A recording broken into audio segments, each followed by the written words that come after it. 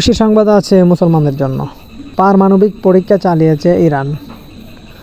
এটা সবাই ধারণা করেছে, কারণ ইসরায়েলের মতোই গোপনে তারা পারমাণবিক কর্মসূচি চালায়, তাই তারা কখনো প্রকাশ্যে পরীক্ষা করবে না। কিন্তু কয়েকদিন আগে ইরানের ভূমিকম্পটিকে সবাই ধরে নিয়েছে মাটির নিচে ইরান পারমাণবিক পরীক্ষা চালিয়েছে। এটা হওয়ার সম্ভাবনা 90% ধারণা করা যায় ইরান সত্যি পারমাণবিক পরীক্ষা চালিয়েছে।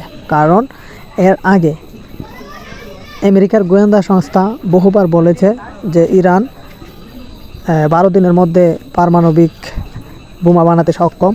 আবার কিছুদিন আগেই বলেছে, আমেরিকার একটি পত্রিকা প্রকাশ করেছে 1 সপ্তাহের মধ্যে ইরান একটি পারমাণবিক বোমা বানাতে পারবে।